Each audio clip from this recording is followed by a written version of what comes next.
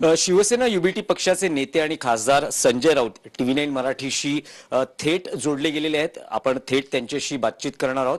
लोकसभा निवडणुकीसाठी जागा वाटपाचा मुद्दा असेल, लोकसभा निवडणुकीच्या अनुषंगाने या काळात घडलेलं राजकारण असेल, महायुतीच्या नेत्यांच्या निशाण्यावर संजय राऊत होतेच, पण आता महाविकास आघाडीमध्येही मित्रपक्षांच्या निशाण्यावर संजय राऊत दिसतायत। संजय राऊत सध्या या सगळ्या लोकसभा निवडणुकीत केंद्रस्थानी आहेत। महाराष्ट्रात राजकीय नेत्यांच्या, मित्रांच्या, विरोधकांच्या टीकेच्या रडारवर आपण थेट संजय राऊत यांच्याशी बोलणार आहोत। अनेक घडामोडी घडतायत, त्या अनुषंगाने त्यांची मतं किंवा त्यांची भूमिका जाणून घेणार आहोत। राऊत साहेब, लोकसभा निवडणुकीसाठी महाविकास आघाडीमध्ये जे जागा वाटप झालं त्यावर शिवसेना युबीटी आणि पर्यायानं संजय राऊत यांचा प्रभाव दिसला।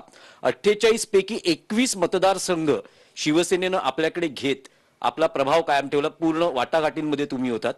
कसं शक्य झालं? कारण काँग्रेस, एनसीपी हे मोठे पक्ष, त्यांचे मोठे नेते असताना हे संजय राऊत यांनी कसं केलं, याचं एक आश्चर्यही आणि महाराष्ट्राच्या राजकारणात व्यक्त होते। प्रश्न असा आहे की याच्यामध्ये आश्चर्य व्यक्त करावं असं काही नाही।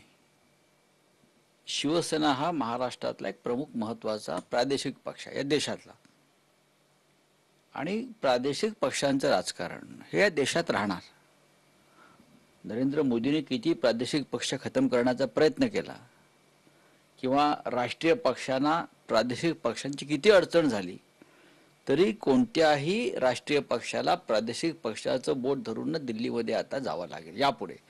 ठीक आहे, एकदा मोदीची लाट आली गेली वगैरे सगळं सोडून द्या। मोदी नी तेव्हा 2 निवडणुका आपल्या त्या करिश्म्यावर जिंकल्या असं म्हणतात की EVM वर जिंकल्या, हा एक रहस्य आहे। शिवसेना महाराष्ट्रामध्ये सातत्याने निवडणुका लोकसभेच्या लढून आपल्या चांगला आकडा लोकसभेत पाठवत आलेली आहे। 2019 साली आमच्या 18 जागा निवडून आल्या महाराष्ट्रात, त्यातले काही लोक सोडून गेले। मला वाटतं 13 वगैरे लोक सोडून गेले आमच्या इकडे तिकडे। याचा अर्थ असा नव्हे की खासदार सोडून गेले किंवा आमदार सोडून गेले, पण पक्ष, कार्यकर्ता, केडर हे जागेवरच आहे। ताकद आहे आमची। उद्धव ठाकरे यांच्या नेतृत्वावर महाराष्ट्राने विश्वास दाखवला आहे। त्यांच्या बाबतीत जे घडलं त्याच्याविषयी प्रचंड सहानुभूती राज्यामध्ये, लोकांमध्ये आहे। अशा वेळेला याचा फायदा आमच्या मित्रपक्षाने घ्यावा ही आमची भूमिका आहे, आणि त्यानुसार आम्ही जागा वाटप करण्याचा प्रयत्न केला। अर्थात आमची पहिल्यापासूनची भूमिका होती की ज्या सिटिंग जागा आहेत, जिथे विद्यमान खासदार आहेत, त्याच्यावर शक्यतो आपण चर्चा करायची नाही सुरुवातीला। आता काँग्रेसकडे सिटिंग जागाच नव्हती ना कोणती। तुम्ही जे म्हणताय की काय, काँग्रेसकडे कोणताही विद्यमान खासदार नव्हता। एक त्यांचा खासदार होते चंद्रपूरचे, त्यांचं निधन झालं, ती जागा त्यांची असं मानतो आम्ही। राष्ट्रवादीकडे 4 किंवा 5 जागा असाव्या, 4 होत्या। सातारा असेल, बारामती असेल, शिरूर असेल, अशा त्यांच्याकडे जागा होत्या। तर त्या जागांवरती नक्की त्यांचा अधिकार आहे।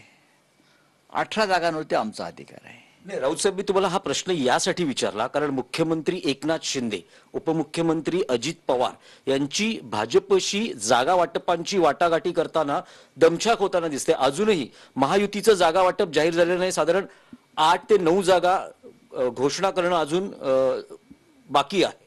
त्यामुळे मी विचारलं की राऊतांना हे कसं शक्य झालं समोर काँग्रेस, एनसीपी असताना? नाही, म्हणून काय झालं, जे सत्य आहे, जे फॅक्ट्स आहेत त्याच्यावरच चर्चा होणार ना। त्याच्यात कसा बदल करणार तुम्ही? आता शिंदे हे काय शिवसेना नाही, जरी इलेक्शन कमिशननी म्हणत असतील की ते शिवसेना आहेत, तरी ते काय शिवसेना नाहीत।